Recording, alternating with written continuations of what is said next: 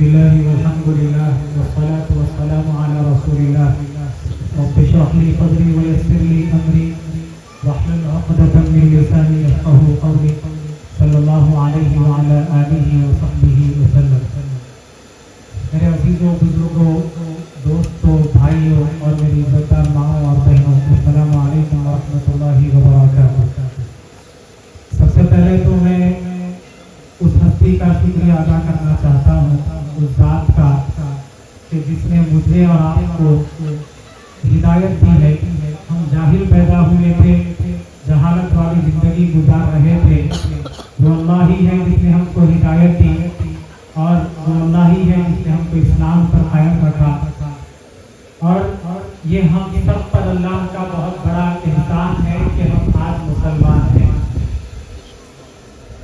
اور وہی اللہ کا مجھ پر ایک اور احسان ہے کہ میں دوبارہ سے آپ لوگوں کے درمیان کھڑا ہو کر کچھ کہنے کی کوشش کر رہا ہوں، کچھ اپنے احساسات اور جذبات کو شیئر کرنے کی کوشش کر رہا ہوں۔ آج ہم سب جو جمع ہوئے ہیں وہ ایک اچھے مقصد کے لیے، ایک اچھے کاز کے لیے جمع ہوئے ہیں، اور میں اللہ سے دعا کرتا ہوں کہ اللہ ہمارے اس جمع ہونے میں برکت اور اخلاص پیدا فرمائے، اور ہمارے جمع ہونے کو قبول کرے، اور ہمارے جمع ہونے کو کامیاب کرے، آمین یا رب۔ جیسا کہ آپ سب جانتے ہیں کہ ایک پلیٹ فارم تیار کیا گیا احساس ویلفیئر ٹرسٹ کے نام سے۔ اس کے ڈیٹیلز تو میں بھی زیادہ نہیں جانتا، میں صرف سنا تھا کہ یہ ایک ٹرسٹ بنایا گیا اور اس سے ضرورت مند کی ضرورت کو پورا کیا جا سکے۔ لیکن ہمارے میرے جو بڑے بھائی ہیں، ویسے میرے سب بڑے لوگ ہیں یہاں پر، میرے بڑے بزرگ ہیں، خاندان کے لوگ ہیں، میرے بڑے بھائی ہیں، میں ان کے سامنے میری کہنے کی اوقات نہیں ہے، لیکن مجھے کہا گیا کہ میں آج کچھ کہوں آپ کے سامنے۔ تو یہ جو احساس ٹرسٹ ہے، یہ ضرورت مندوں کی ضرورتوں کو پورا کرنے کے لیے ایک کوشش ہے۔ تو سب سے پہلے تو میں مبارکباد دینا چاہتا ہوں ان تمام لوگوں کو جو اس ٹرسٹ سے جڑے ہوئے ہیں، یا پھر اس ٹرسٹ کے ممبرز ہیں، یا پھر اس ٹرسٹ کے جو ڈونرز ہیں، وہ تمام لوگ قابل مبارکباد ہیں، اور ان کو میں سلام پیش کرتا ہوں۔ وہ اس لیے کہ میں خود بھی ان کا کام سن کر بہت متاثر ہوا۔ ان کی جو سوچ ہے، ان کی جو فکر ہے، وہ جب مجھے پتا چلا، مجھے سنایا گیا کہ ہمارا یہ کام ہے، یہ پلان ہے، اور ہم یہ کام کرنا چاہتے ہیں، تو وہ مجھے بہت بات اچھی لگی۔ میں خود ان سے جیسے متاثر ہوا، انسپائر ہوا، اور یہ آپ یہ جو ممبر ہے اس ٹرسٹ کے، آپ لوگوں سے اس کے بارے میں ڈیٹیلز کچھ سنیں گے۔ میں مختصر دو چار باتیں کر کے اپنی بات ختم کرتا ہوں۔ جو مجھے بتلایا گیا کہ اس ٹرسٹ کا سب سے اصل مقصد یا پہلا مقصد یہ ہے کہ ہمارے اپنے خاندان والوں کو سپورٹ کیا جا سکے۔ سب سے پہلا مقصد یہ ہے کہ ہمارے اپنے خاندان کے لوگوں کو سپورٹ کیا جا سکے، اور اس ٹرسٹ کے جو ممبرز ہیں ان کے خاندان والوں کو بھی سپورٹ کیا جا سکے۔ تو یہ اصل مقصد ہے ان کے کام کرنے کا۔ تو مجھے ان کے مقصد سے مجھے قرآن کی ایک آیت یاد آ رہی ہے۔ سورہ رعد میں اللہ تعالیٰ 21ویں آیت میں فرماتے ہیں وَالَّذِينَ يَصِلُونَ مَا أَمَرَ اللَّهُ بِهِ أَن يُوصَلَ وَيَخْشَوْنَ رَبَّهُمْ وَيَخَافُونَ سُوءَ الْحِسَابِ۔ اللہ کہتے ہیں اس آیت میں کہ ایمان والوں کی نشانیوں میں سے ایک نشانی یہ ہے کہ اللہ نے جن رشتوں کو جوڑے رکھنے کا حکم دیا ہے، وہ ایمان والے ان رشتوں کو جوڑے رکھتے ہیں، ان رشتوں کو نبھانے کی کوشش کرتے ہیں، جوڑے رکھتے ہیں، اور وہ لوگ اللہ سے ہمیشہ وَيَخْشَوْنَ رَبَّهُمْ، وہ اپنے پروردگار سے ہمیشہ ڈرتے رہتے ہیں، وَيَخَافُونَ سُوءَ الْحِسَابِ، اور حساب کتاب کے دن سے سہمے ہوئے ہوتے ہیں۔ تو اس آیت سے ہمیں پتا چلا کہ رشتہ داریوں کو جوڑ کر رکھنا یہ خدا کا حکم ہے، قرآن کا حکم ہے، اور ان حضرات کی کوشش بھی یہی ہے۔ اور رشتہ داریوں کو جوڑے رکھنے کے لیے سب سے ضروری کام جو میں سمجھتا ہوں وہ یہ ہے کہ ہمارے رشتہ داروں کے اچھے اور برے وقت میں ان کے کام آ سکے، اور ان حضرات کی کوشش بھی یہی ہے۔ تو اللہ ان کو کامیاب کرے۔ جب رشتہ داری کی بات آئی ہے تو مجھے ایک حدیث یاد آ رہی ہے۔ رسول اللہ صلی اللہ علیہ وسلم نے فرمایا الصدقۃ علی المسکین صدقہ وعلی ذی القرابۃ اثنان صدقۃ وصلۃ۔ اس کا ترجمہ یہ ہے کہ حضور نے فرمایا کہ اللہ کو راضی کرنے کے لیے مال خرچ کرنا ایک غریب یا مسکین پر۔ غریب کس کو بولتے ہیں؟ غریب بولتے ہیں جس کے اوپر زکوٰۃ فرض نہیں ہے، اسلام کی نظر میں وہ غریب ہے۔ ہماری نظر میں بھکاریاں غریب ہوتے ہیں، جو سگنلز پہ جو پیسے مانگتے وہ پروفیشنل بھکاریاں ہیں، ہمارے سے زیادہ مالدار ہیں لوگ، ان کے پاس گھر ہے، ان کے پاس بہت کچھ دولت ہے، وہ اپنا حلیہ ایسا بناتے ہیں اور سگنلز پہ آ کے پیسے مانگتے ہیں، وہ غریب نہیں ہے۔ اسلام، قرآن، اللہ رسول اس کو غریب ہو گئے، وہ غریب ہے۔ تو اس میں سے میں بھی غریب ہو سکتا ہوں، آپ میں سے بھی کوئی غریب ہو سکتا ہے۔ تو آسان الفاظ میں ڈیٹیل میں نہیں جا رہا ہوں، جس کے اوپر زکوٰۃ فرض نہیں ہے، یعنی زکوٰۃ نکالنا فرض نہیں ہے، تو وہ اسلام کی نظر میں غریب ہے، مطلب وہ زکوٰۃ لے سکتا ہے۔ تو ایسا بھی ہو سکتا ہے کہ میں ایک سال کے لیے زکوٰۃ مجھ پر فرض ہو گئی، یعنی زکوٰۃ نکالنا فرض ہے مجھ پر، تو اگلا سال ہو سکتا ہے کہ میں زکوٰۃ لینے والا بھی ہو سکوں، کیونکہ حالات اپس اینڈ ڈاؤن تو سب کو لگے ہوئے ہیں۔ تو ایسا نہیں ہے کہ میں ایک بار اگر زکوٰۃ مجھ پر فرض ہو گئی تو میں ہمیشہ زکوٰۃ دیتے رہوں۔ تو میری کنڈیشن کے اوپر ڈیپینڈ کرے گا کہ میں زکوٰۃ دوں یا زکوٰۃ دوں۔ تو اسلام کی نظر میں غریب وہ ہے جس کے اوپر زکوٰۃ فرض نہیں ہے۔ اور ایک دوسرا ہے مسکین۔ آپ سوئے ہوں گے، مسکین کو کھانا کھلانا، مسکین کی مدد کرنا۔ تو مسکین کس کو بولتے ہیں؟ مسکین بولتے ہیں ایسے انسان کو جس کے پاس ایک وقت کا کھانا کھا لیا تو اگلے وقت کے کھانے کے پاس اس کے پاس کوئی پیسے بھی نہیں ہے اور اس کا کوئی انتظام بھی نہیں ہے، اللہ کے حوالے ہے، اس کو بولتے ہیں مسکین۔ تو مسکینوں کی ہم مدد کرنا ہم سنے ہیں، آپ بھی سنے ہیں۔ تو اس حدیث میں حضور فرمائے کہ اللہ کو راضی کرنے کے لیے سب سے پہلی نیت یہ ہونا ہے کہ اللہ ہم سے خوش ہو جائے، راضی ہو جائے۔ اپنے دکھاوے کے لیے، اپنی شہرت کے لیے، تعریفوں کے لیے نہیں، اللہ کو راضی کرنے کے لیے جو کوئی غریب یا مسکین پر خرچ کرتا ہے، مال خرچ کرتا ہے، تو اس کو ایک صدقے کے برابر ثواب ملے گا۔ مسکین بہت بڑی بات ہے، اگلے وقت کا کھانے کا انتظام نہیں ہے، اس کی مدد کرنا بہت بڑی بات ہے، اس کو پیسے دینا بہت بڑی بات ہے۔ غریب جس کو زکوٰۃ فرض نہیں ہے، اس کی مدد کرنا بہت بڑی بات ہے۔ اس کے بعد اگلی لائن میں اسی حدیث کی حضور نے فرمایا وَعَلَىٰ ذِي الْقَرَابَةِ اثْنَانِ، اور اگر وہی شخص اللہ کو راضی کرنے کے لیے اپنے رشتہ دار پر اگر خرچ کرتا ہے، ضرورت مند رشتہ دار پر اگر وہ خرچ کرتا ہے اپنے رشتہ دار پر، تو اثنان، عربی میں بولتے ہیں اسلام کو دو، اثنان، تو اللہ اس کو 2 صدقوں کے برابر ثواب دے گا۔ تو 2 صدقوں کے برابر کیا ثواب ملے گا؟ پہلی بات ہے اس میں حدیث میں صدقۃ، اور دوسری بات ہے وصیلۃ۔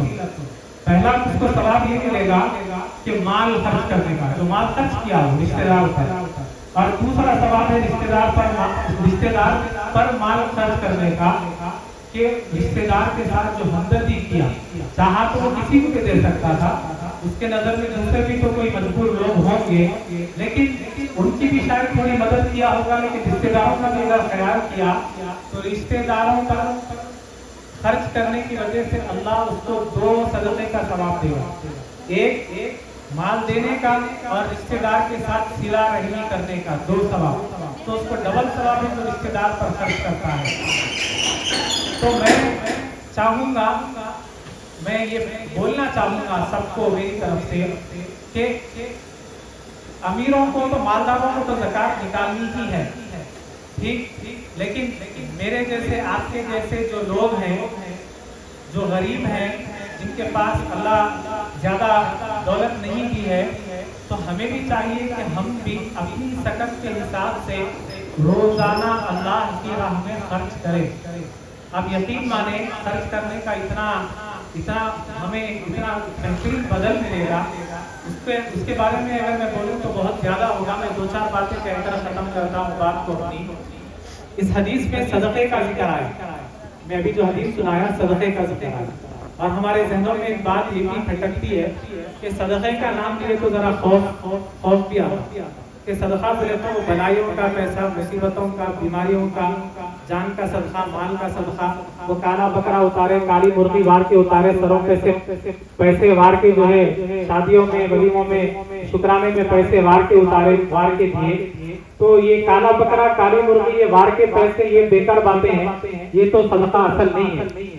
ٹھیک، اللہ کو راضی کرنے کے لیے جو صدقہ دیا جاتا وہ صدقہ ہے، اور صدقہ سب سے بہترین کیا ہے وہ بھی بول دیتا ہوں، پھر صدقے کا مطلب کیا ہے وہ بھی بتا دیتا ہوں۔ قرآن کی ایک آیت ہے، 4 پارہ، پہلی آیت، لن تنالوا البر حتى تنفقوا مما تحبون۔ اللہ کہتے ہیں کہ جب تک تم نیکی کے درجے کو اس وقت تک نہیں پہنچ سکتے جب تک کہ تم اللہ کے راہ میں اپنی محبوب ترین چیز خرچ نہ کرو۔ تو محبوب ترین چیز کیا ہوتی ہے ہماری؟ صرف ایک چیز ہے، پیسہ۔ اس کے علاوہ کوئی محبوب ترین چیز نہیں ہے، یہ ریالٹی ہے۔ کالا بکرا محبوب ترین چیز نہیں ہو سکتی، کالی مرغی محبوب ترین چیز نہیں ہو سکتی۔ پیسہ سب سے محبوب ترین چیز ہے ہر انسان کی۔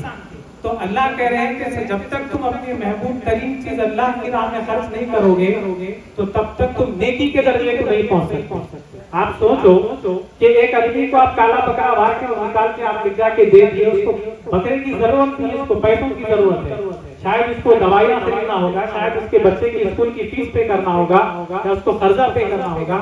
آپ اس کو بکرے کا گوشت کھلاتے جا رہے ہیں، آپ اس کو مرغیاں لے جا کے وار کے دیتے جا رہے ہیں، ضرورت نہیں ہے اس کی، آپ اس کو راشن پہنچا، جو اس کی ضرورت ہے وہ ضرورت پوری کر رہے ہیں، تو اللہ کے پاس اس کی اہمیت ہے۔ تو خیر، اس حدیث میں کہہ رہا تھا کہ صدقے کا لفظ استعمال ہوا، اور صدقے سے ہم ذرا ڈرتے بھی ہیں کہ صدقے کے پیسہ یعنی بلائیوں کا پیسہ۔ ایک بات میں عرض کر دیتا ہوں کہ ہماری جو سوچ بنی ہوئی ہے کہ ہم جو پیسے وار کے صدقے کے پیسے، یا مارو یا مت مارو نیت سے صدقے کے پیسے جو نکالے یا زکوٰۃ کے پیسے جو نکالے، وہ پیسوں میں شاید بلائیاں بھی چلے جاتے، جس کو ہم دے رہے ہماری بلائیاں اتار کے ہم اس کو دے دے رہے، ایسا نہیں ہے۔ اگر ایسا ہوتا تو ہمارے گھر میں جو کام کرنے والیاں ہیں ان کو تو ہم 10-20 روپے دیتے رہتے ہیں ہر دن، تو وہ تو اتنے بلائیوں سے تو وہ تو مر جانا تھا اب تک، لیکن ایسا نہیں ہے۔ تو صدقے کا مطلب ہمارے ذہنوں میں غلط بات بیٹھی ہوئی ہے کہ بلائیوں کا پیسہ۔ ہاں، حضور کی حدیث ہے کہ اپنے مریضوں کا علاج صدقے سے کرو، بیمار ہے تو صدقہ کرو اور علاج کرو، اللہ صحت دے گا۔ ایک اور حدیث ہے حضور کی، الصدقۃ ترد البلاء، صدقہ مصیبتوں کو ٹالتا ہے، یہ بھی صحیح ہے۔ تو مطلب یہ ہے کہ ہماری نیت اللہ کے پاس کافی ہے۔ ہم جو نیت کر لیتے ہیں کہ میری صحت کے لیے میں صدقہ نکال رہا ہوں، یا پھر میری گھر والوں کے نام پہ، سب کے نام پہ صدقہ نکالا، اللہ کی راہ میں خرچ کیا، تو یہ کافی ہے۔ تو یہ اللہ کو راضی کرنے کے لیے جو دل میں نیت کرے کہ اللہ کو راضی کرنے کے لیے میں یہ صدقہ کروں اپنی صحت کے بدلے میں، اپنے گھر والوں کے بدلے میں، تو وہ نوٹوں کے ساتھ سامنے والے کے پاس ٹرانسفر نہیں ہو رہی بلائیاں، وہ پاک ہے۔ میرے جیب میں اگر نوٹ ہے کوئی، تو ایمان کی بات یہ ہے کہ یہ نوٹ جو ہے، یہ جو 100 کی نوٹ ہے، اگر صحیح بات بولوں تو پتہ نہیں کتنے سروں کے اوپر سے واری گئی ہوگی، کتنے صدقے نکالے ہوں گے اس نوٹ سے، پرٹیکولر میرے جو ہاتھ میں نوٹ ہے، کتنے صدقے، کتنے زکوٰۃ نکالے ہوں گے، لیکن میں اپنے بچوں کو اس سے چاکلیٹس لے کے دوں گا، بسکٹس لے کے دوں گا، اپنے گھر والوں پہ خرچ کروں گا، تو کیا وہ بلائیاں میرے اوپر آ رہی ہے؟ نہیں آئے گی۔ یہ اللہ صرف ہماری نیتوں کو دیکھتا ہے، تو وہ پیسوں کے ساتھ بلائیاں نہیں جاتی ہے، وہ اللہ جو ہے اس کا بدل دے دیتا ہے۔ تو سب سے پہلی بات یہ ہے کہ صدقے کے پیسے اگر میں لے رہا ہوں یا کوئی لے رہا ہے تو اس میں ڈرنے کی کوئی بات نہیں، وہ پاک پیسہ ہے لینے والے کے لیے، دینے والے کے لیے صدقہ ہے، ٹھیک، لینے والے کے لیے پاک پیسہ ہے، اس میں کوئی خوف کی بات ہی نہیں ہے اس میں۔ اور دوسری بات یہ کہ ہم سنتے ایک صدقہ ایک نام، ایک زکات، ایک خیرات، ایک عطیہ، تو اتنوں کا مطلب کیا ہے؟ اور ایک ہے اللہ کی راہ میں خرچ کرنا۔ تو اسلام میں صرف دو ہی چیزیں، ایک ہے فرض، مال اللہ کی راہ میں خرچ کرنا فرض ایک ہوتا ہے، ایک ہوتا ہے نفل، دو ہی ہے۔ یہ دونوں کے اتنے سارے نام ہیں۔ فرض جو ہے وہ زکات ہے، مالداروں کے اوپر زکات، وہ سال گزرنا اس کی الگ ڈیٹیل ہے، اس میں نہیں جا رہا ہوں۔ دوسرا ہے نفل صدقہ، یعنی وہ فرض والا نہیں ہوتا، یعنی آپ ہر دن دیو، ہر دن 10 روپے دیو، 20 روپے دیو، 50 روپے دیو، اپنی سکت کے حساب سے ہم جو بھی خیرات کرتے ہیں، یا خیرات کی ایک لفظ ہے۔ تو یہ سارے ورڈ جو ہے صرف ایک ہی چیز کے ہے، وہ ہے اللہ کی راہ میں مال خرچ کرنا، وہ ہے نفل صدقہ۔ اس کے علاوہ فرض ایک ہے زکات، اس کے علاوہ نفل ہے صدقہ۔ ایک تیسری چیز ہے وہ فطرہ، وہ عید کے پہلے جو نکالتے وہ الگ چیز ہے۔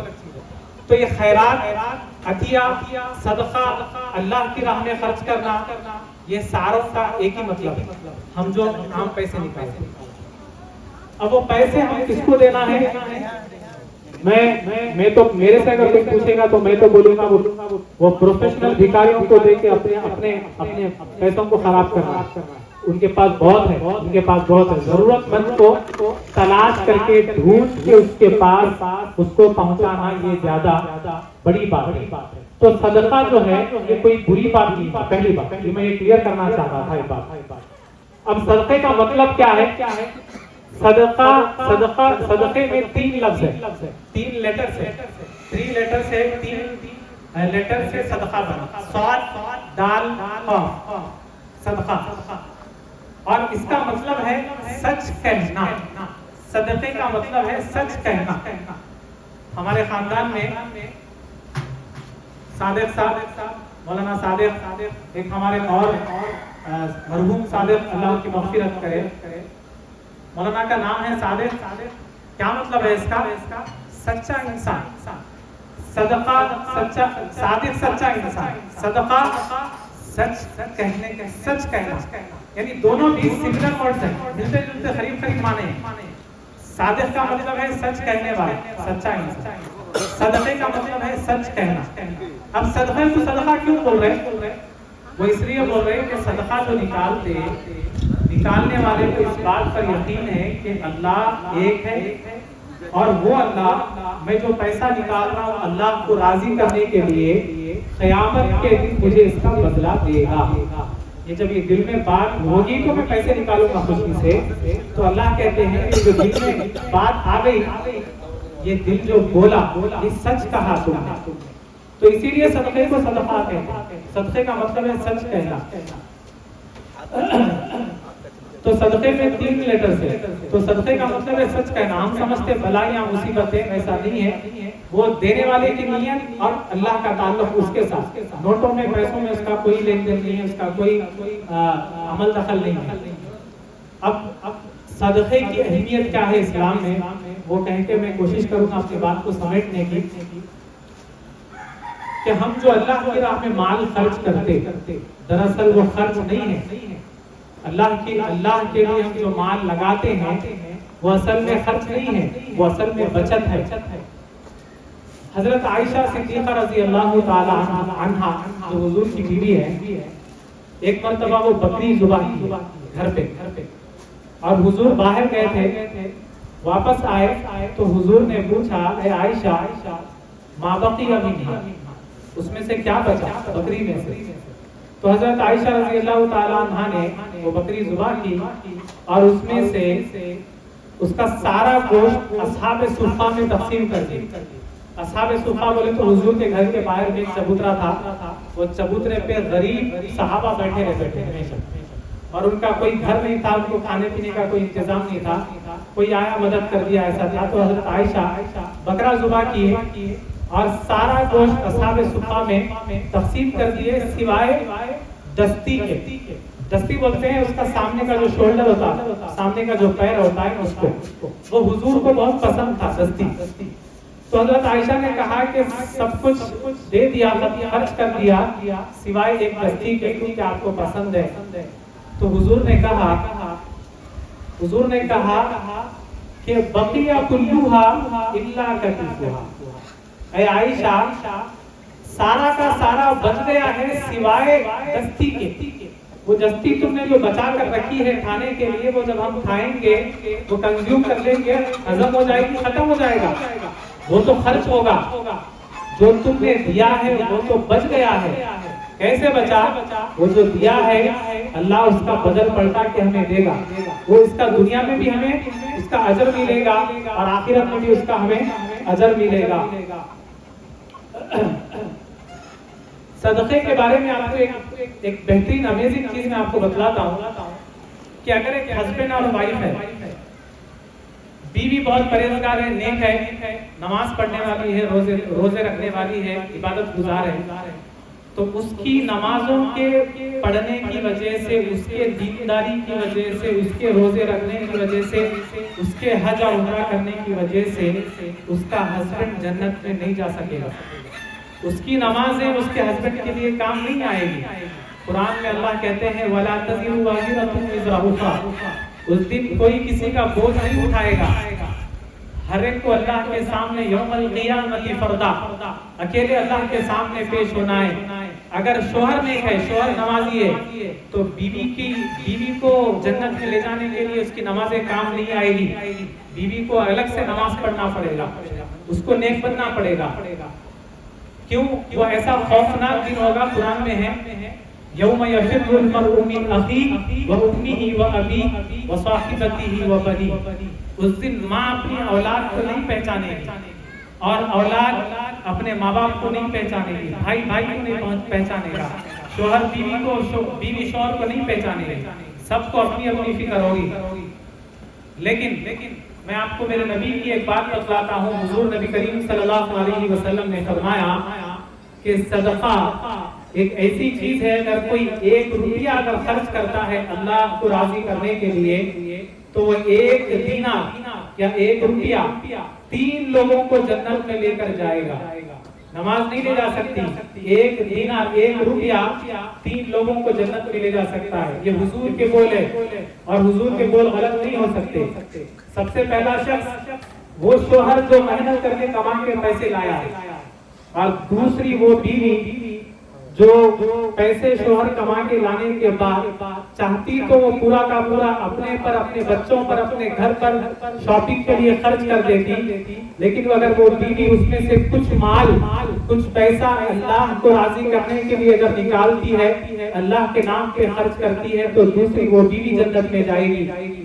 اور تیسرا، اگر وہ شوہر اور بیوی پیسے نکال کر اس میں سے اپنے بچے کے ہاتھ میں دیتے ہیں کہ بیٹا لے جا کر تمہارے چاچا کو، تمہارے تایا کو، فلاں ماموں کو دے کر آؤ، بولو کہ بابا دیے ہیں، ماما دیے ہیں، کہ لے جا کر پہنچا کر آؤ، تو اس کا وہ معصوم بچہ وہ جنت میں جائے گا، کیونکہ وہ پہنچانے کا ذریعہ بنا ہے۔ وہ اللہ کی راہ میں جو پیسہ نکل رہا ہے وہ پہنچانے کا ذریعہ بنا ہے۔ تو آپ دیکھے ہوں گے کہ لوگ اپنے بچوں کے ہاتھ سے خیر خیرات کرتے ہیں، صدقہ کرتے ہیں، جیب سے نکالتے ہیں، بچے کے ہاتھ میں دیتے ہیں، بیٹا اس کو پیسے دے دو۔ تو اس کا مطلب یہی ہے کہ 1 روپیے سے 3 لوگ جنت میں جا سکتے ہیں، نماز سے نہیں جا سکتے۔ نماز بیوی پڑھ رہی ہے تو شوہر کو جنت میں نہیں لے جا سکتے، لیکن 1 روپیہ یہ 3 لوگوں کو جنت میں لے جا سکتا ہے۔ تو کوشش کریں کہ ہم بھی اپنے بچوں کے ہاتھوں کے ذریعے سے خیرات کریں، تاکہ وہ بھی جو ہے اس حدیث میں شامل ہو جائے۔ حضور کی ایک بات یاد آ رہی ہے کہ 1 روپیہ، کبھی 1 روپیہ اللہ کی راہ میں خرچ کرنا 1 لاکھ روپیے سے زیادہ بھاری وزندار ہو سکتا ہے۔ تو صحابہ نے پوچھا کہ یا رسول اللہ ایسے کیسے ہو سکتا ہے، 1 روپیہ کدھر، 1 لاکھ روپیے کدھر؟ تو حضور نے کہا کہ ہاں ہو سکتا ہے۔ تو حضور نے فرمایا کہ اگر کوئی غریب ہے، اتنا غریب ہے اس کے پاس مان لو کہ 2 روپے ہی جیب میں، اس کا بینک بیلنس جیب میں، اس کی جو بھی اس کے پاس جو کچھ ہے صرف 2 روپے، اور اگلے وقت کا کھانے کا کوئی حساب نہیں ہے، کوئی بھروسہ نہیں ہے۔ اگر اس کے پاس کوئی آیا مانگنے کے لیے، اگر وہ 2 میں سے 1 روپیہ نکال کر دے دیا سامنے والے کو، اور ایک دوسرا بندہ ہے، مالدار ہے، وہ کروڑ پتی ہے، لکھ پتی ہے، وہ اس میں سے 1,00,000 روپے خرچ کر دیا اللہ کی راہ میں. تو اگر دونوں کو اگر کمپیئر کریں گے تو یہ جو غریب تھا اس کی ساری دولت 2 روپے تھی، اس نے 1 روپیہ خرچ کیا تو اپنی آدھی دولت خرچ کر دی، اور اس کے پاس کروڑوں لاکھوں روپے پڑے ہوئے تھے، اس میں سے اس نے صرف 1,00,000 روپے خرچ کیے. مطلب ابھی بہت کچھ باقی ہے، اس کی دولت کو کچھ فرق نہیں پڑا، ابھی اس کی دولت کو کچھ فرق نہیں پڑا. تو جب قیامت میں دونوں کے خرچ کرنے کو جب وزن کیا جائے گا، تولا جائے گا، تو یہ 1 روپیہ 1,00,000 پہ بھاری پڑے گا. کیوں؟ یہ آدھی دولت ہے، وہ اس کی تھوڑی سی دولت ہے. تو اللہ یہ نہیں دیکھتا کہ ہم کیا خرچ کر رہے ہیں، کتنا خرچ کر رہے ہیں. اللہ یہ دیکھتا ہے کہ ہماری سکت کتنی ہے، ہماری اوقات کتنی ہے، اس کے بعد پھر ہم اللہ کو راضی کرنے کے لیے ہمارے پیسوں میں سے کتنا خرچ کر رہے ہیں. اور وہ چاہے ہمارا خرچ کرنا غریب کو کام آئے یا نہ آئے، فرق نہیں پڑے گا. اللہ ہماری نیت کو دیکھے گا کہ میری اوقات کیا ہے، سکت کیا ہے، اس کے بعد پھر میں کتنا خرچ کر رہا ہوں. یہ اہم ہے. ہم اگر سوچیں کہ بھائی میرے 10 روپے سے نکال کے اگر کسی کو دینے سے 100 روپے نکال کے دینے سے کیا فرق پڑے گا، کچھ نہیں پڑے گا. مالدار بہت ہے، مالداروں کے پاس بھیجاؤ اس کو، جاؤ بھائی وہاں فلاں جاؤ، وہ فلاں لوگ ہیں، وہ فلاں بندہ جو ہے سو تمہاری مدد کرے گا. وہ کرے گا نہیں کرے گا، اس کی مرضی ہے، اس کی دل کی بات ہے. لیکن آپ جو کر سکتے ہو وہ کرو، اللہ وہ بھی کاؤنٹ کرے گا. قرآن کی ایک آیت ہے فَمَن يَعْمَلْ مِثْقَالَ ذَرَّةٍ خَيْرًا يَرَهُ وَمَن يَعْمَلْ مِثْقَالَ ذَرَّةٍ شَرًّا يَرَهُ. اس دن ہر اچھے کام کا اور ہر برے کام کو تولا جائے گا، وزن کیا جائے گا، ذرے ذرے کا حساب ہوگا. تو ذرہ کس کو بولتے ہیں؟ فَمَن يَعْمَلْ مِثْقَالَ ذَرَّةٍ، ذرے ذرے کا حساب ہوگا. تو ذرہ کس کو بولتے ہیں؟ ہم تو اردو میں بول دیتے ذرہ ذرہ، ذرہ برابر. اگر اس کو صحیح اس کا ڈیفینیشن دیکھیں تو اس کا ذرے کا مطلب یہ ہے کہ ذرہ اس کو بولتے ہیں جس کو وزن نہیں کیا جا سکتا. یعنی آپ صبح ہمارے گھروں میں دھوپ کی روشنی آتی، دھوپ کی کرن پڑتی، اس میں اگر آپ دیکھیں گے تو باریک باریک اس میں ڈسٹ دھول اڑتی ہے، ٹھیک، جو ہمیں نظر تو آتی ہے لیکن اس کا وزن کچھ نہیں ہوتا. اگر میں اس کو ایک کو پکڑ کر اگر ترازو پہ رکھ دوں تو اس کا وزن ہوگا نہیں ہوگا. لیکن اللہ کے پاس اتنا برابر بھی اگر کوئی عمل ہوگا بندے کا تو قیامت کے دن اس کا بھی اللہ کے پاس وزن ہوگا. تو پھر آپ سوچو کہ میں آپ اگر روپیہ 10 روپے 100 روپے 5 روپے 50 100 روپے اگر خرچ کرتے ہیں، چاہے میرے پیسوں سے سامنے والے کا کچھ بھلا نہیں ہو رہا ہوگا، لیکن اللہ کے پاس تو کاؤنٹ ہو رہا ہے. تو اسی تو میں عرض کر رہا تھا کہ 1 روپیہ 1,00,000 پہ بھاری ہو سکتا ہے. اسی سے ریلیٹڈ ایک واقعہ ہے، بہت انٹرسٹنگ واقعہ ہے، مجھے بہت اچھا لگتا ہے. جب بھی سنتا ہوں تو جسم پہ رونگٹے کھڑے ہو جاتے ہیں. حضرت عمر رضی اللہ تعالی عنہ جو دوسرے خلیفہ ہیں، وہ ہمیشہ کوشش کرتے تھے کہ میں ابو بکر صدیق رضی اللہ تعالی عنہ سے ہر معاملے میں، ہر نیکی کے کام میں آگے بڑھ جاؤں. اور اسلام میں دنیا کے معاملے میں کمپٹیشن کرنا، ایک دوسرے سے آگے بڑھنا وہ صحیح نہیں ہے. لیکن نیکی کے کاموں میں، نمازوں میں ایک دوسرے سے آگے بڑھنے کی خواہش رکھنا یہ اچھی چیز ہے. تو حضرت عمر کی خواہش ہوتی تھی کہ کبھی بھی میں عمر سے آگے بڑھ جاؤں نیکی کے کاموں میں. تو ایک وقت آیا کہ حضور نے کہا، جب جنگ تبوک کا موقع ہے، جنگ تبوک جنگ کے لیے جانا تھا اور مسلمانوں کے حالات خراب تھے، غریب مسلمان تھے، کوئی فنڈز نہیں تھے مسلمانوں کے پاس، جنگ لڑنا ہے، ہتھیار نہیں ہے، سامان نہیں ہے، سواری نہیں ہے. تو حضور اعلان کریں کہ مال خرچ کرو اللہ کی راہ میں، جنگ تبوک لڑنا ہے ہمیں. تو حضرت عثمان جو تیسرے خلیفہ ہے وہ تو پہلے سے بہت مالدار تھے، اتنے مالدار تھے کہ جنگ تبوک میں 10,000 لشکر کا انتظام اکیلے کرے اپنے جیب سے. 10,000 کے لشکر کے سواریاں تیار کیے، 10,000 کے لشکر کا راشن تیار کرے، راشن کے تھیلوں کو باندھنے کے لیے جو ڈوریاں ہوتی وہ سب اپنے گھر سے لا کر دیے. اس کے بعد پلس 300 دینار کیش حضور کے سامنے گود میں لا کے رکھ دیے. حضور گود میں لے کر اپنے ہاتھوں میں دیناروں کو 300 دینار، بہت بڑی بات ہے، 300 دینار ہاتھ میں لے کر حضور کہہ رہے ہیں حضرت عثمان کے بارے میں، ما علی عثمان الا یعمل بعد، اگر عثمان اس کے بعد اگر کوئی اچھا کام نہیں بھی کرے تو عثمان جنتی ہے. یہ عثمان کی سخاوت تھی. اللہ کی راہ میں خرچ کرنے کو کہتے ہیں سخاوت. اس کے بعد یہ تو عثمان کا ہو گیا جنگ تبوک کا. اب جنگ تبوک کا ہی اعلان ہوا. اب حضرت عمر رضی اللہ تعالیٰ عنہ کے ذہن میں بات آئی کہ یہ اچھا موقع ہے, ابو بکر غریب ہے ان دنوں میں, بہت زیادہ حالات خراب ہے, تو لہٰذا میرے لیے اچھا موقع ہے کہ میں ابو بکر سے آگے بڑھ سکتا ہوں. تو حضرت عمر رضی اللہ تعالیٰ عنہ اپنے گھر میں جو کچھ تھا سب جمع کیے, آدھا لے کے آئے, آدھا گھر والوں کے لیے چھوڑ کر آ گئے, حضور کے سامنے لا کر رکھ دیے, یا رسول اللہ یہ میری طرف سے. حضرت ابو بکر بہت غریب, کچھ نہیں ہے, حالات خراب ہیں, گھر میں جو کچھ تھا کپڑے پیسہ روپیہ پیسہ پورا جمع کرے تو تھوڑا سا مال تھا. یہاں تک کہ اپنا پہنا ہوا کرتا نکالے اور ایک ٹاٹ لپیٹ لیے اور اس کو کانٹوں سے سی لیے اور سارا کا سارا مال حضور کے سامنے لا کر رکھ دیے, یا رسول اللہ یہ میری طرف سے. اور حضور کی بات پر میں قربان جاؤں کہ حضور تو جانتے ہیں کہ کون کیا لایا ہے, کون کیا کر کے آیا ہے. حضور نے سوال کچھ اور کرنا تھا, وہاں پر کچھ اور سوال کر دیے, سوال بدل دیے. حضور نے پوچھا کہ اے عمر, یا عمر ما ترکتا لأہلی, اے عمر کیا چھوڑ کر آئے ہو.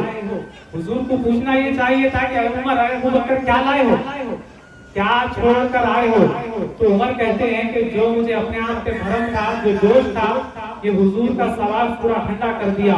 اور عمر یہ یقین سے ٹھہرے تھے کہ آج جیت خطاب کے بیٹے کی ہوگی. تو جب حضور نے سوال کیا کہ اے عمر کیا چھوڑ کر آئے ہو, تو وہاں پر حضرت عمر کو اندازہ ہو گیا کہ میں تو آج گیا, میری تو بلی اڑ گئی. تو حضرت عمر نے کہا کہ یا رسول اللہ آدھا لایا ہوں, آدھا چھوڑ کر آیا ہوں. اس کے بعد ابو بکر سے پوچھے کہ ابو بکر یا ابا بکر ما ترکتا لأہلک, تم اپنے گھر والوں کے لیے کیا چھوڑ کر آئے ہو. تو ابو بکر نے کہا ترکت اللہ ورسولہ, گھر پہ جو کچھ تھا میں سمیٹ کر لایا ہوں, صرف اللہ اور رسول کے بھروسے اپنے گھر والوں کو چھوڑ کر آیا ہوں. جبرائیل آ کر کہنے لگے کہ یا رسول اللہ, یا رسول اللہ, یہ ابو بکر تاج لپیٹے کیوں کھڑے ہیں. تو حضور کہنے لگے جبرائیل سے کہ جبرائیل, ابو بکر کے پاس جو کچھ تھا وہ اللہ کی راہ میں ابو بکر نے خرچ کر دیا, اپنا کرتا بھی نکال کر لا کر دے دیا. ان کے پاس جسم چھپانے کے لیے کچھ نہیں تھا, تو ٹاٹ لپیٹ دی اور کانٹوں سے سی کر لا کر آ کر میرے سامنے کھڑے ہیں.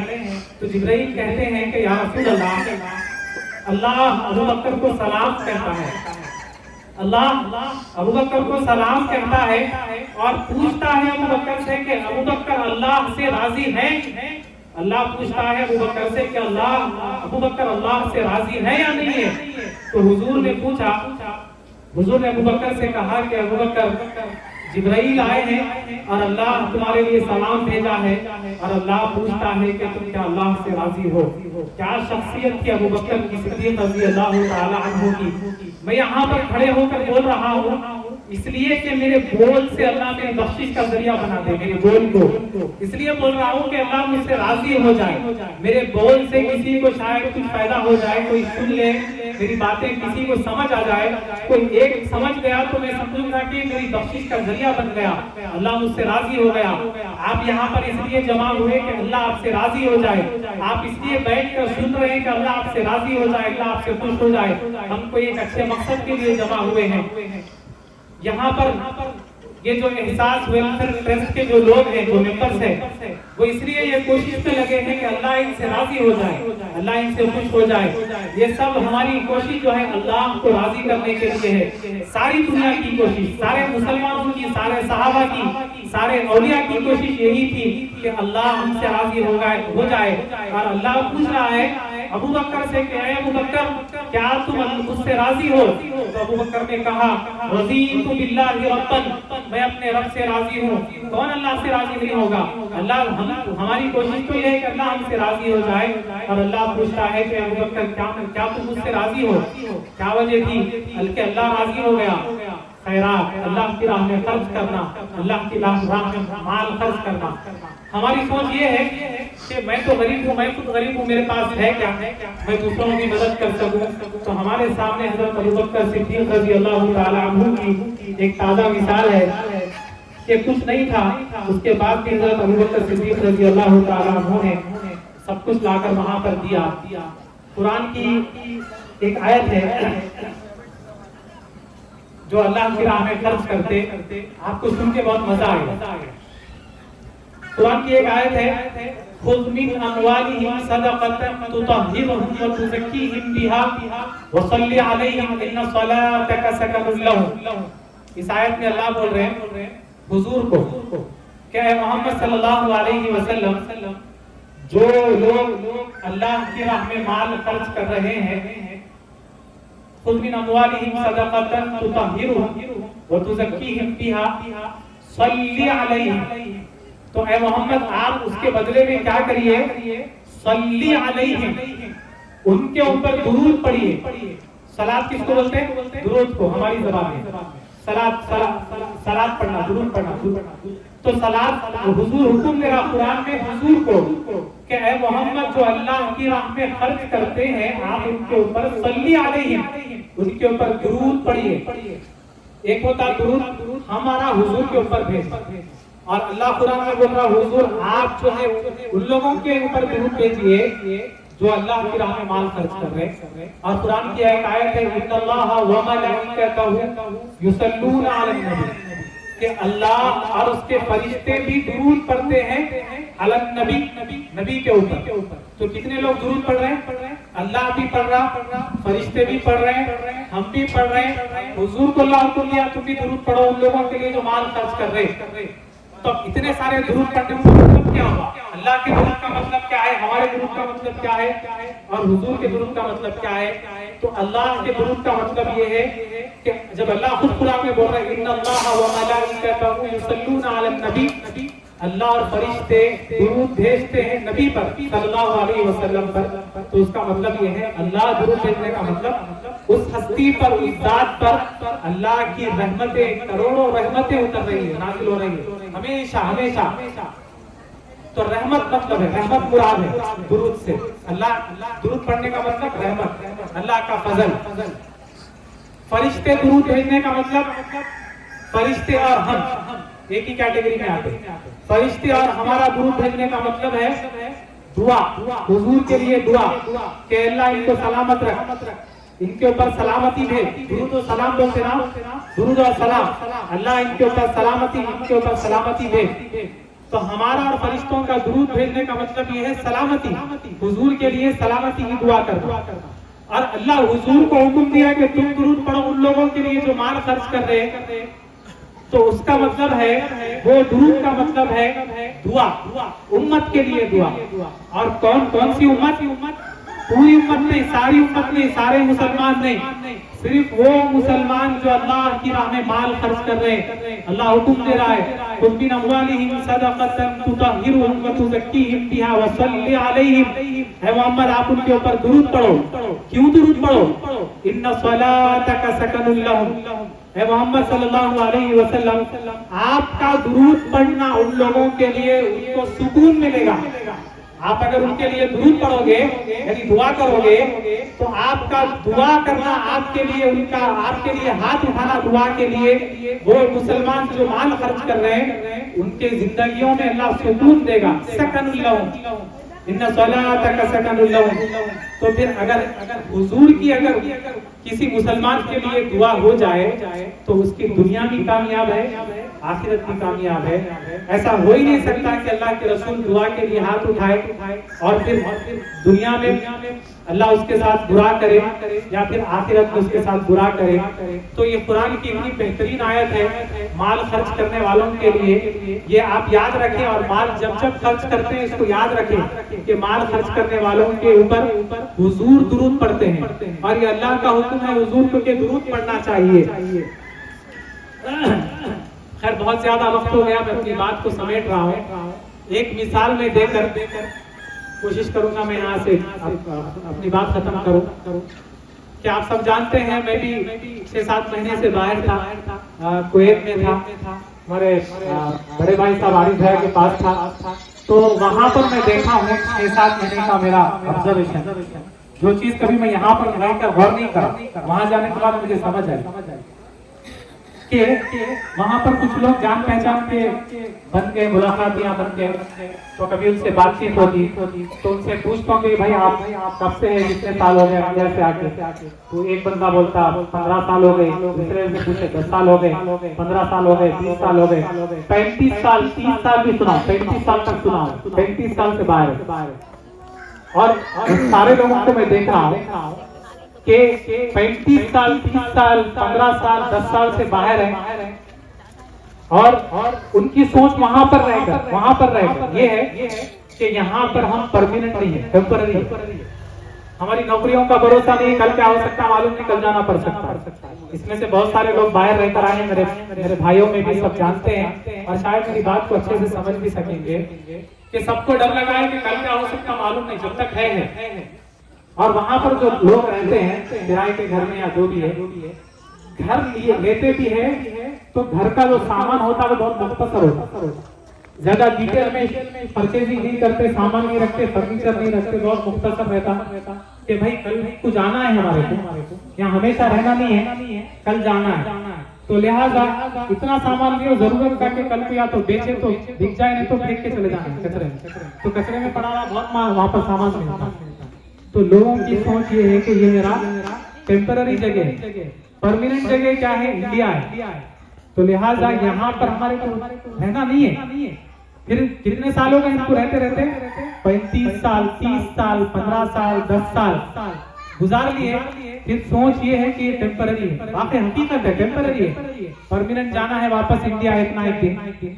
तो फिर उसके लिए और कोशिश क्या है कि जब भी सैलरी बैंक में ट्रांजैक्शन होती है फर्स्ट के बाद सैलरी आते ही शायद उसी दिन या दूसरे दिन, बहुत दूर हो गया, उसी दिन जितने भी वो एक्सचेंजर्स है पूरे भरे हुए होते कि लोग अपने अपने मुल्क को पैसा भेज रहे हैं, पैसा डाल रहे हैं, पैसा भी जा रहा है, कि पैसा आया अपने खाने पीने का खर्चा रख लिया, बाकी का पूरा पैसा इंडिया भी जाता है। सोच क्या है, यहाँ पर मैं टेम्पररी हूँ, परमानेंट जगह मेरी वो है, वहां पर पैसा भेजूंगा, वहां पर कुछ बनाऊंगा, एक घर का इंतजाम कर लूंगा, जमीन ले लूंगा, प्रॉपर्टी बना लूंगा, तो यहाँ से जाऊंगा तो मुझे वहां पर सुकून मिलेगा, वहां पर मैं सुकून से रहूंगा, परेशान होना नहीं पड़ेगा। और सही बात भी है कि जब उतना मेहनत से वहां पर रह रहे हो, कुछ तो बना कर भी आना चाहिए, लेकिन सबके अपने अपने हालात होते हैं, मजबूर होते हैं लोग, तो कोई कुछ बना पाया, कुछ नहीं बना पाया, जो बना पाया वो सुकून के मजे ले रहा है, जो नहीं बना पाया वो आके तकलीफ महसूस कर रहा है। तो आप सोचो कि हकीकत में तो इंडिया भी परमानेंट जगह नहीं है, सारी की सारी दुनिया टेम्पररी है, ये जिंदगी मुख्तसर 4 दिन की जिंदगी है, ये छोड़कर जाना है।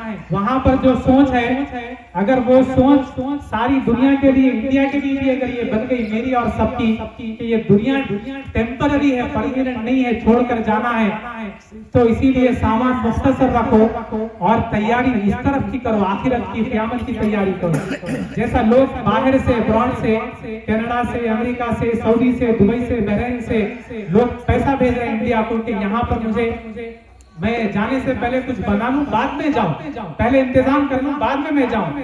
तो वैसे ही अगर मैं और आप अपना भला चाहते हैं आखिरत के लिए, तो मेरी और आपकी सोच ये होनी चाहिए कि यहाँ पर रहते हुए आगे की तैयारी पहले से करें। आगे जाने के बाद बहुत खौफनाक है, वो खौफनाक दिन है वो, यहाँ रहकर तैयारी कर ले, जैसा बाहर वाले वहां रहकर यहाँ की तैयारी कर रहे हैं, तो यहाँ रहकर इस दुनिया में आखिरत की वहां पर घर बना ले। वो कैसे हो सकता है? सबसे बेहतरीन तरीका अल्लाह की राह में माल खर्च करो, और अल्लाह का गुस्सा, अल्लाह का गज़ब ठंडा पड़ जाता है जो बंदा अल्लाह को खुश करने के लिए माल खर्च करता है। तो वहां का जो दिन है क़यामत का, वो बहुत खौफनाक है।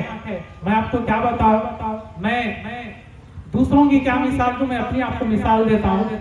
मैं अपनी मिसाल इसलिए दे रहा हूँ कि मुझे कोई सिंपैथी नहीं चाहिए, कोई हमदर्दी आपसे लेना नहीं चाहता, मैं आपको बात समझाना चाहता हूँ। मैं जो बात बोल रहा हूँ, मैं 20 दिन पहले कुवैत से आया, मैं कुछ हेल्थ इश्यू था मेरा, वहां पर 15 दिन इलाज किया, समझ नहीं आया, यहाँ पर आया 20 दिन पहले आया। जिस दिन पहुंचा डॉक्टर के पास गया, हॉस्पिटल गया, जाके टेस्ट वगैरह कराया।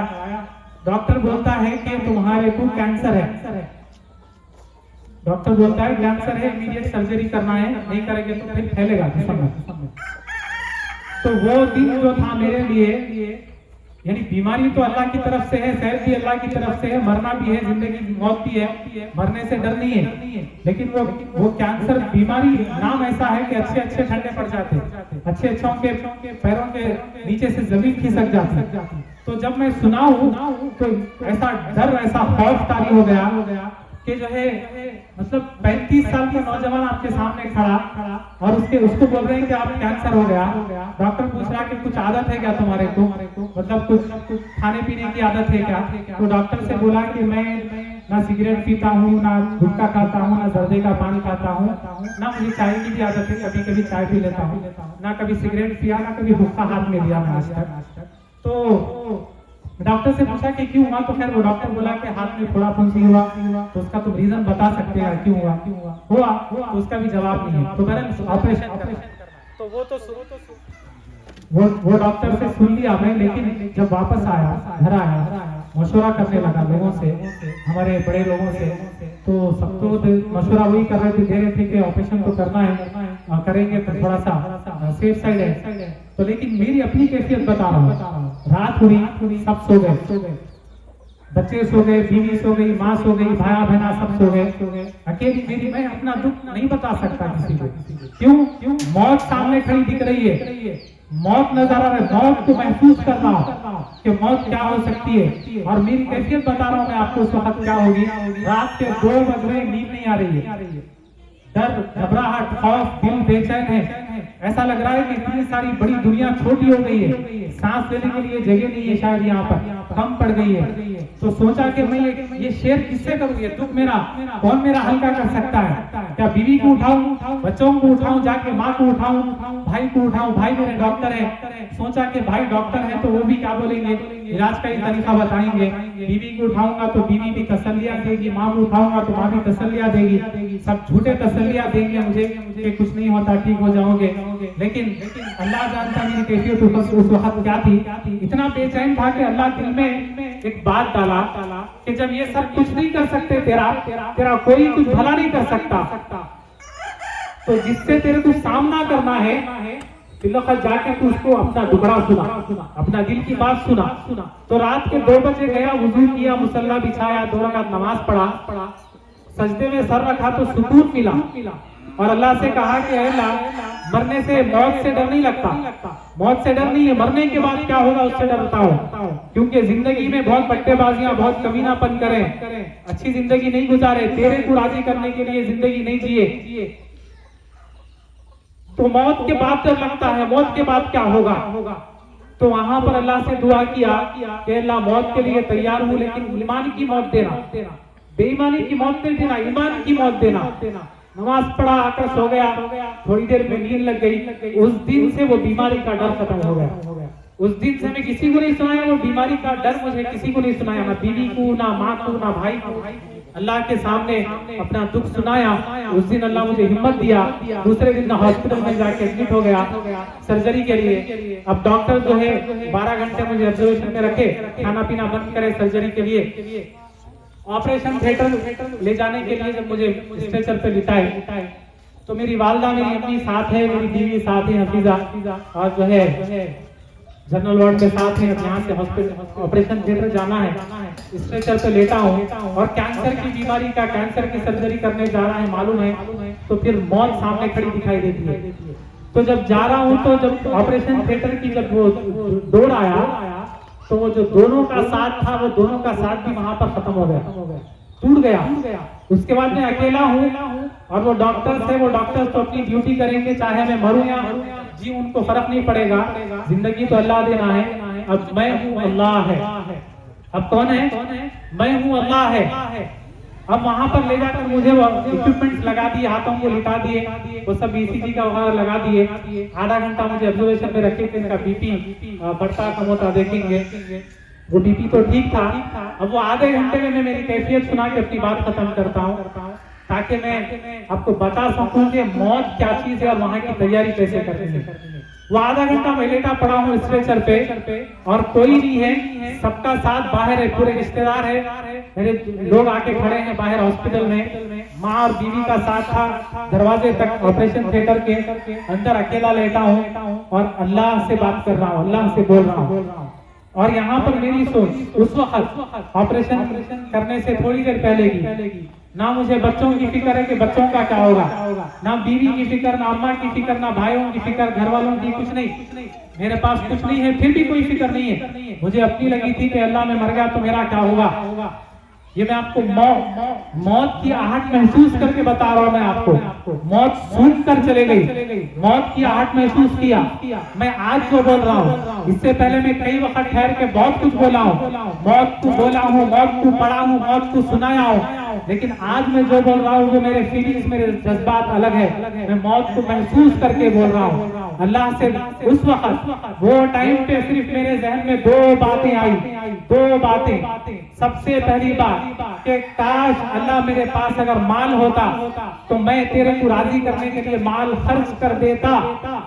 जिंदगी में कोई शायद तुझे खुश करने के लिए, तुझे राजी करने के लिए काम नहीं करे होंगे, लेकिन अब तो मैं अपने सामने मौत खड़ा देख रहा हूँ। अगर मेरे पास माल होता तो मैं माल खर्च कर देता। बच्चों की फिक्र नहीं हुई, मुझे किसी की फिक्र नहीं हुई। पहली बात ये कि मैं माल खर्च कर देता अगर काश मेरे पास पैसा होता। दूसरी सोच उस वक्त की कि ऐ अल्लाह, पहली बात तो माल खर्च कर देता।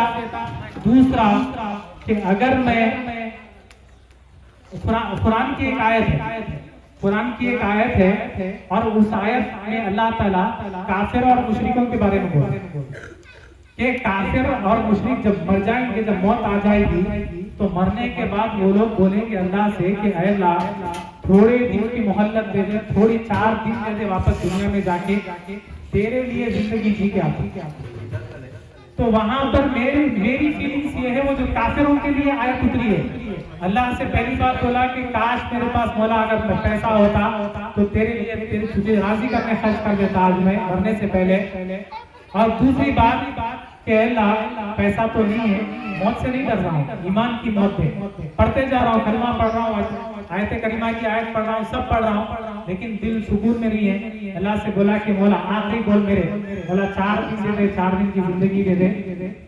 तुझे राजी करने के लिए नहीं जिया मैं, अब जी कर बताऊंगा तुझे राजी करने के लिए। तो 4 दिन की जिंदगी दे, 4 दिन। तो वो जो खौफ का जो आलम था, जो मौत को जो महसूस किया, आप यकीन मानिए बहुत खौफनाक है, बहुत भयानक है। तो उसके लिए यहाँ पर इस जिंदगी में रहकर वहां के लिए कुछ किया जा सकता है, मरने के बाद वहां के लिए कुछ नहीं कर सकते, वहां पर कुछ नहीं कर सकते। यहाँ वहां पर सिर्फ बदला मिलेगा, यहाँ पर जो करेंगे उसका वहां पर सिर्फ बदला मिलेगा। मैं बाहर वालों ने मिसाल दिया, बाहर कमा कर अगर कोई यहाँ पर बचा लिया, बना लिया, तो आने के बाद यहाँ पर उसका सुकून महसूस कर सकता है। जो नहीं बचाया वो आने के बाद तकलीफ का दर्द भी महसूस कर सकता है। तो बिल्कुल ऐसे ही होगा हमारे साथ। अगर हम इस दुनिया में रहकर वहां के लिए कुछ नहीं बना लेंगे तो यकीन मानो वहां पर बहुत खौफनाक वहां की जिंदगी है। तो मेरी बात का खुलासा ये कि अल्लाह के गज़ब को, अल्लाह के गुस्से को अगर ठंडा किया जा सकता है तो वो सबसे आसान चीज है। अल्लाह की राह में माल खर्च करो, अल्लाह की राह में माल खर्च करो। ये दुनिया मुसाफिर खाना है, ये दुनिया धोखे का घर है। 4 दिन की जिंदगी है। जिंदगी ऐसे जियो कि अल्लाह तुमसे मिलने का ख्वाहिशमंद हो, ऐसे मत मरो कि अल्लाह तुमसे मिलना भी ना चाहे, तुम्हारी सूरत देखना भी ना चाहे।